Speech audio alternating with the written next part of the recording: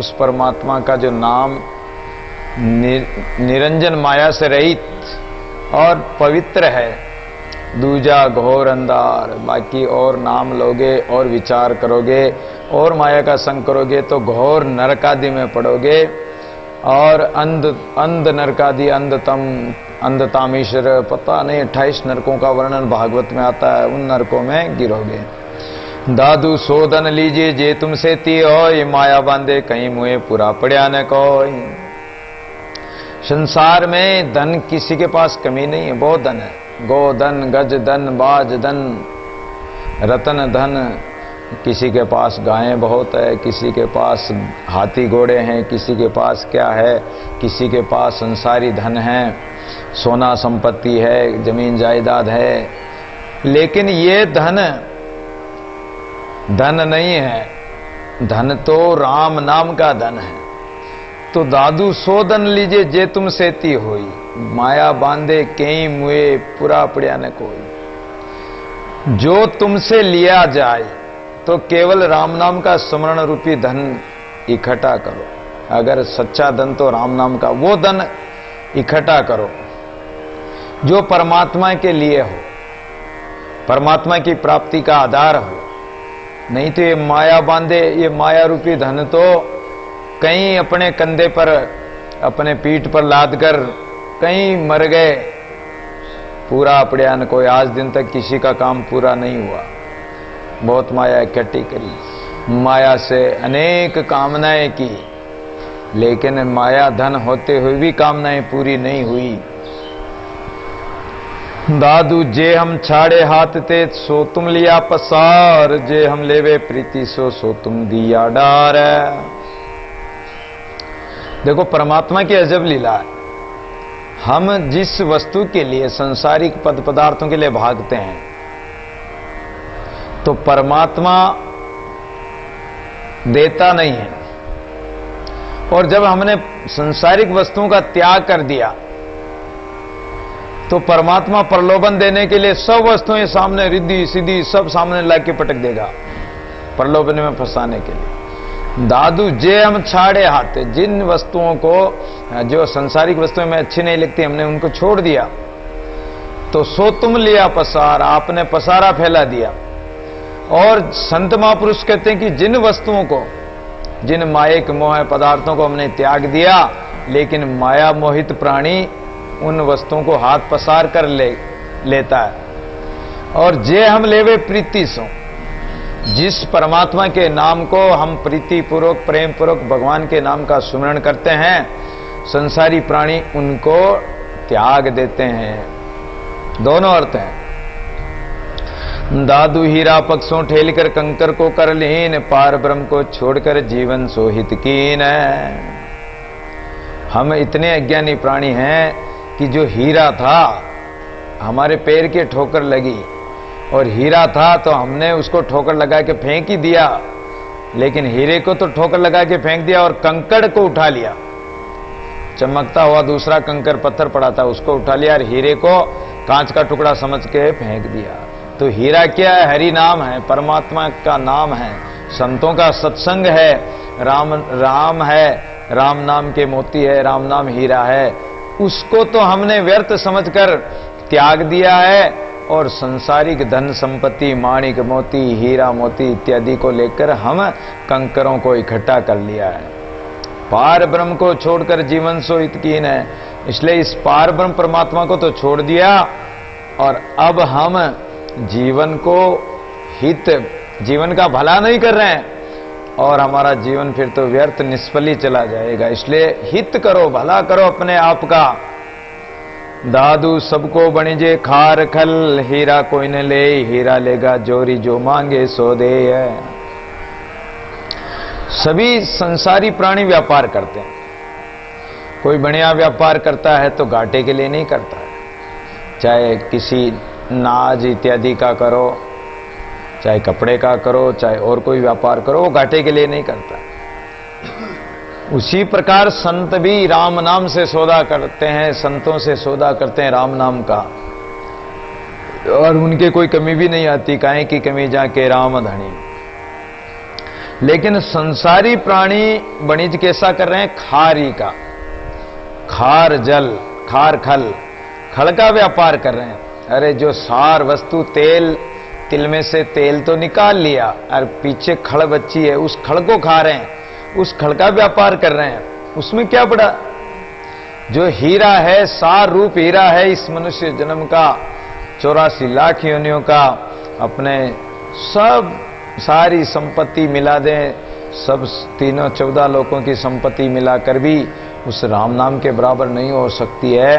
तो राम नाम रूपी हीरे को तो कोई लेता ही नहीं, और संसारिक तुच्छ वस्तुओं को, क्षणिक सुख देने वाली वस्तुओं को ही, उस तुच्छ क्षणिक खड़ में क्या निकलेगा? अगर ज्यादा से ज्यादा थोड़ा बहुत 1-2 बूंद तेल निकल जाए तो उससे क्या तुम्हारे कोई काम थोड़ी बनेगा उससे। उसी प्रकार संसारिक तुच्छ वस्तुओं से तुम्हारा जीवन सार्थक नहीं होगा। हीरा लेगा जोहरी, अरे हीरे को तो कोई जो जोहरी पारिक होगा, जानकार होगा, वो हीरे को पहचान कर चाहे जो मांगे सो दे, चाहे कितने पैसे मांग ले अगला, वो उस पैसे देकर भी उस हीरे को नहीं छोड़ेगा। दड़ी दोट जो मारिए त्यों लोक में फेर, दूर पहुंचे संतोष दादू चढ़वा मेरे। शुभ अशुभ कर्म रूपी डंडे से और एक ये जीव रूपी दड़ी बना रखी है। जैसे कोई क्रिकेट खेलते हैं, हॉकी खेलते हैं, तो डंडे से वो जो गेंद होती है, उस गेंद को इधर से टोरा वो लगाएगा, उधर के दूसरे के पास जाएगी तो वो लगाएगा। उसी प्रकार ये हमारा जीव कर्म रूपी डंडे से कर्म फिरावे जीव को, कर्मों को करतार, करतार को कोई नहीं दादू फेरनहार। कर्म के अनुसार जहां जहां जाओगे और वो कर्म ऐसा डंडा लगाएगा जो दूसरे के पास, दूसरा फिर डंडा लगाएगा जो तीसरे के पास, और वो दड़ी, वो गेंद इधर उधर घूमती रहती है, वो स्थिर नहीं रहती है। दड़ी दोट जो मारिए शुभ अशुभ कर्मों के कारण, कभी स्वर्ग में जा रहे हैं, कभी नरक में जा रहे हैं, कभी 84 में जा रहे हैं, कभी कहां जा रहे हैं, कर्मों के अनुसार ही तो किस किस जुड़ में जा रहे हैं कोई पता नहीं। तीनों लोक में फेर, तीनों लोकों में ये जीव घूम रहा है। दूर पहुंचे संतोष है, और जब बीच का सेंटर जो उस गेंद का रखा है, अगर वो सेंटर में वो गेंद चली जाती तो फिर उसकी जीत हो जाती है। तो केंद्र क्या है? परमात्मा है। बाकी तो बाहर भटकते रहो और डंडे खाते रहो। अनल पंखी आकाश को माया मेर उलंग, दादू उल्टे पंथ चढ़ जाए विलंबे अंग। जैसे अनल पंक्षी आकाश में रहता है और वो आकाश से उतरकर जीवों को खाकर वापस चला जाता है, जैसे बड़े बड़े हाथियों को खा जाता है, पंजों में उठाकर वापस ही चला जाता है आकाश की तरफ। फिर पीछे उलटकर आकाश में अपने माता पिता से मिल जाता है। इसी प्रकार जिज्ञासु जन माया मेर उल्लंघकर अर्थात गुणातीत होकर उल्टे पंथ स्वस्वरूप में लीन होकर ब्रह्म भाव को प्राप्त होते हैं। क्या होता है कि जैसे अनल पंक्षी होता है तो अंतरिक्ष में ही रहता है ज्यादातर, और अंतरिक्ष को भी पार कर जाता है, इतनी शक्ति होती है उसमें। वो जब आकाश में रहता है और उसको भूख लगती है तो वो पृथ्वी पर आता है और बड़े बड़े हाथियों को खा जाता है, और वापस जब विचार करता है, कई बार तो उसका अंडा भी गिरता है, तो गिरते गिरते अंडा फूट जाता है और उनमें अनल पंक्षी बन जाता है, और सुरती करता है, वापस अपने परिवार में माता पिता से आकाश में जाकर फिर मिल जाता है। इसी प्रकार जो ज्ञानी जिज्ञासु जन है, गुरु के ज्ञान द्वारा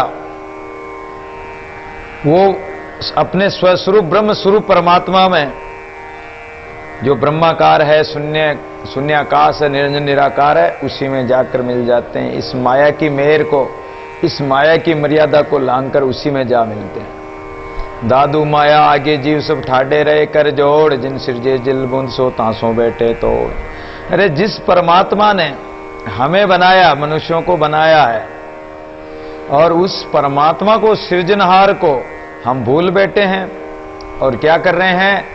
माया आगे जीव सब, माया के आगे हम हाथ जोड़कर याचना कर रहे हैं, माया वाले पुरुषों से हम मांग रहे हैं, चाहे कोई भीख मांग रहा है, चाहे कोई स्वार्थ से ले रहा है, कैसे भी माया मोहित प्राणियों के आगे हम जैसे मोरने को देखकर नाचता है, ऐसे हम संसार में नाच रहे हैं।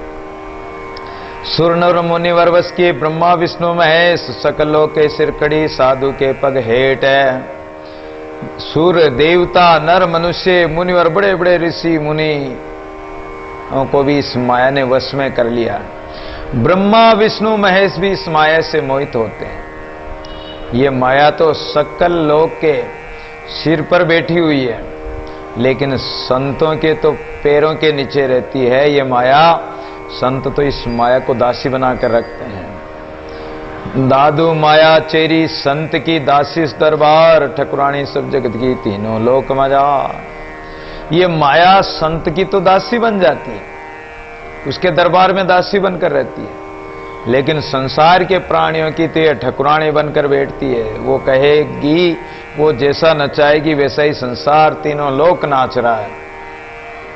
दादू माया दासी संत की साकत की सिरताज, साकत से ती भांडनी संतों से तिलाज।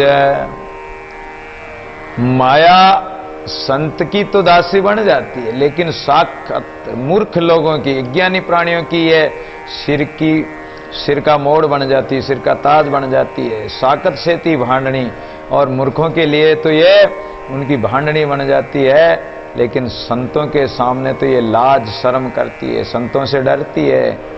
संत तो त्रिगुणातीत और गुणों से परे परमात्मा में मिले रहते हैं, उसके आगे इसकी शक्ति नहीं चलती है। चार पदार्थ मुक्ति बापरी 8 दिन निधि चेरी, माया दासीता के आगे जे भक्ति निरंजन तेरी। चार पदार्थ धर्म अर्थ काम और मोक्ष, ये चार पदार्थ, चार मुक्ति साइजे सालोके सारूपे सामीपे, ये चार मुक्ति 8 सिद्धिनों निधि चेरी। संतों के आगे तो चार पदार्थ मुक्ति बेचारी हाथ जोड़कर खड़ी रहती है। 8 सिद्धियां अणिमा महिमा लगिमा गरिमा ईशित वशित प्राकम्य और अणुत्व, इस प्रकार 8 सिद्धियां होती है। 9 निधि होती है, वो 9 निधि भी संतों की दासी चेरी बनकर रहती है, उनकी आज्ञा में चलती है। माया दासी ताक के आगे, संतों के आगे, किनके? जहां भक्ति निरंजन तेरी, जो परमात्मा की निरंजन परमात्मा की भक्ति करते हैं, जहां निरंजन भगवान की भक्ति होती है, वहां माया तो हाथ जोड़कर खड़ी रहती है। रज्जब बेटी राम की भक्ति सु सेवा अंग, रिद्धि सिद्धि निधि और सबे आवत तिनके संग। रज्जब बेटी बंदगी जाई सृजनहार, ता जीव को सो दीजिए रिद्धि सिद्धि बांधी लार। ये बंदगी है सृजनहार के साथ परमात्मा ने पैदा किया है, तो ये संतों के साथ जीवों के साथ लगा दिए। संतों की तो दासी है, जीवों के ये सिरमौर बन जाती है। दादू कहे माया चेरी साधु ही सेवे, साधुन कबू आदर देवे, जो आवे त्यों जाए विचारी, विलसी वितड़े न माथे मारी। ये माया संतों की चेरी है, संतों की दासी बनकर संतों की सेवा करती है। और संतों के पास माया आती है, माया को ज्यों आती है त्यों ही लगाते रहते हैं। नदी पूर्व प्रवाह जो माया आवे जाए, माया को नदी के पुल पर जैसे कोई ठहरता नहीं, इधर से आया इधर चला जाता, उधर से आया इधर आ जाता है, ऐसे ही ये माया को रोक न राके झूठ न भाके, दादू खर्चे खाए। संत महापुरुष न तो रोक कर रखते हैं न झूठ बोलते हैं, ज्यों आती त्यों ही उसको विलस देते हैं, काम में ले लेते हैं, धर्म कर्म में परोपकार में लगा देते हैं। विलसी वितड़ी ने माथे मारी, इसको उपयोग कर लेते हैं। दादू माया सब गैले के 84 लग जी, उता का चेरी क्या करे जे रंग राते पीऊ। इस माया ने बड़े बड़े व्यक्तियों को भी गैले कर दिए, बावड़े कर दिए, माया के कारण बावड़े हो गए। 84 लाख जून में प्रत्येक प्राणी इस माया के चक्कर में फंसा हुआ है, लेकिन ये माया उसका कुछ नहीं बिगाड़ सकती। ताका चेरी क्या करे, किसका? जे रंग राते पी, जो परमात्मा के रंग में रंगे हुए हैं, हरि के रंग के जो रंगीले हैं, उन मतवालों को ये माया कुछ नहीं बिगाड़ सकती है। दादू माया वेरणी जीव की जनी को लावे प्रीति, माया दे के नरक करें संतन की रीति। ये माया इस जीव की वेरण है, दुश्मन है। कारण ये भगवान से हटा देती है, परमात्मा के भजन से हटाती है, ये माया मोह में फंसाती है, इसलिए इस जीव की बेरण दुश्मन है। जन कोई लावे प्रीति, अगर कोई इनसे प्रीति करता है तो ये उसको माया में फंसा लेती है। माया दे के नरक करियों संतन की रीति, लेकिन संतों की रीति तो अलग ही है। संत तो माया को नरक के समान समझते हैं, विष्ठा के समान समझते हैं। शमरत रामदास जी के पास कोई एक धन लेके आया, बहुत सारा धन चढ़ाया। समरत रामदास जी ने उसकी ओर देखा ही नहीं और बोले कि इसमें बदबू आती। राजा बोला कि महाराज इसमें बदबू कैसे आती है, तो धन है। बोले कि हमें तो नहीं आती महाराज, कि जैसे चमारों के मोहल्ले में चमड़े का काम होता है, वहां हम नहीं जा सकते हैं, कितनी बदबू आती है। और जो उन लोगों के काम करने वाले जो वहां रहते हैं, उनको कोई बदबू नहीं आती है, क्योंकि रहते रहते उनके नाक को वो बदबू भी अच्छी लगने लग जाती है, वो चमड़े की बदबू भी, तो उनको वो चमड़े की बदबू महसूस ही नहीं होती।